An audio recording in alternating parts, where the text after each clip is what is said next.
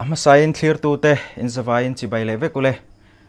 ni kumlama khan online atanga athlona pen card siam dan video kan ti chuak towa khami website ta e-filing website kha tuna chuan income tax department of india hian thlakin website thar e-filing version 2.0 asiam thara pen card siam tumten harsana sang kan to wangle zo na sang kan don hema wangin tuntum kan video chuanin e-filing website tharatanga e-pen card mi som chung le ka siam dan poisa cheng khatma seng lawa ma ni nge online atanga siam dan kan en howin kan clear ho le don ani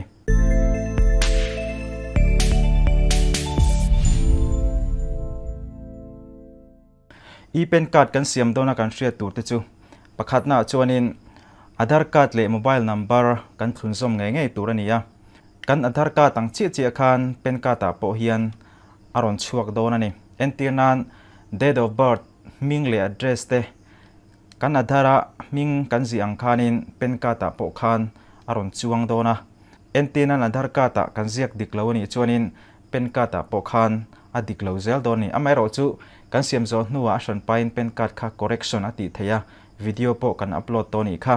panina chuanin e-pen card dil tu chu kumtling ani turani kumsom pariat chintan khan dil turania minor pen card asiam theilawani pathumna chuanin pen card voi khatma la siam ngai lo an voi khat apply na tur ani turani palina chuanin pen card thi mi pakhatin pakhat ai tam ani chuanin cheng sing khat ai tam choi theina ani a dananga shem thei ani e-pen card thi physical pen card kan tinen khanin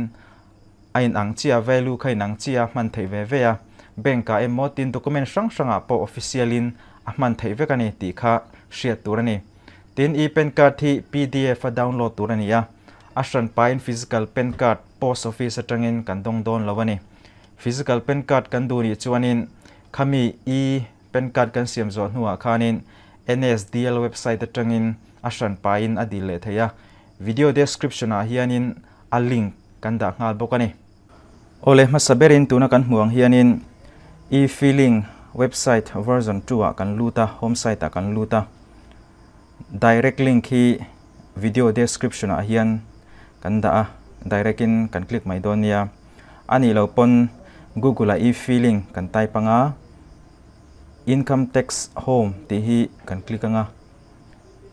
ti chuanin e-filing version 2 website a khan ama meng chi khan kan lut le thei ani ti chuanin our service ti a hianin kan lutanga kan scroll thlanga link Aadhaar ti te e-pay text ti hianin option lom zela show more ti hi kan click anga chuta chuanin instant e-pen ti option lo omani instant e-pen ti hi kan click anga emi atang hianin e-pen card kan siam don ani e-pen card hi kan share tur chu paperless process ania omzia chu document engma submit ngai lo upload ngai lo ania minute som chungin kan download theini kan siam zo the tin physical pen card nen khan a value khai nang chi ani apoi mobera chuanin Aadhaar card le mobile number kha kan link ngaya chumi tel lo chuanin e-pen kha kan siam theilo ani kan apply theilo ani anwai hen option pahni get new e-pen ti le check status download pen ti oma get new e-pen ai chuanin kan apply na tur khania kan apply na status le pdf download tu chuanin check status download pen ti hi kan click don ani ama saberin get new e-pen ti hi kan click anga chuta chuanin 12 digit Aadhaar number kan enter don ani kan Aadhaar number kha 12 digit kha kan enter anga chumi zo hnuwa chuanin I confirm that ti box hi kan tick don ani point pali oma kan confirm to terms and condition a khanin ama sabera chuanin pen card hi kan voi khat apply na turani ya main kan lo apply turani lova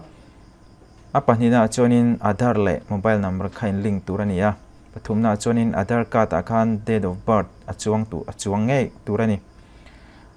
palina chuanin minor kumsom pariat ting lo ta na thei lawani continue kan click anga OTP validation process ti turalo oma OTP kha ka mobile number a thleng don ani box kan tikanga continue ti kan click anga chumi zo chuanin kan mobile number kan check anga kan phone a khanin OTP kan dong don ani OTP kan chulu zo chuanin headline mi hi box kan tik anga continue kan click le don ani chuanin Aadhaar card tami yang chi kha pen card siam nan tian alo langa email hi not link kan tia link ti ha kan click anga email ID ha kan chulu don ani email ID kan chulu zo chuanin send OTP ti hi kan click don ni an email a kan OTP kan dong anga kan verify don ani submit ti hi kan click lenga submit ti kan click zo nuwa chuanin tuna kan mong hian email ID hi validate alo valid ta ni chumi zo chuan I accept that ti box kan tikanga kan share tu chu pen card hi pakhat ai tam kan siamani chuanin cheng sing khat thleng kha kan choya shem thei kan ni aka share tu rani continue ti kan click anga ti chuanin e pen kha tuna process rang kan tiang chi kan zowa your request for e-pen has been submitted successfully and tani acknowledge number ha kan chin chi abokanga chumi zo nuwa chuanin atira e-filing version 2 han kan lut lenga instant e-pen ti hi kan click le don ani check status download pen ti a hianin kan lut to thunganga continue ti kan click anga chuda chuanin Aadhaar number select turaloma kan chulu le don ani kan Aadhaar number kha kan chulu zo chuanin continue ti hi kan click anga continue kan click zo nuwa kan phone a OTP kan dong lenga kan chulu le don ani OTP kan enter zo nuwa chuan continue kan click lenga kan status khaten kan check don ani request kan submit ni kha July ni somania status a hian pending alain te ni ala success lo ni a chan chu server te a down trina mangtun tamawang hian please check after 1 hour a in tia 1 hour nuwa hianin a success lo ni chuan ni thum nu da te tikhanin kan check zel don ani tuna kan mu hi tunma a March ni khata kan apply na kha success na khania March ni khata kan hmuang hianin kan apply ni lia a success chu ni dinglama hian view e-pen ti le download e-pen ti oma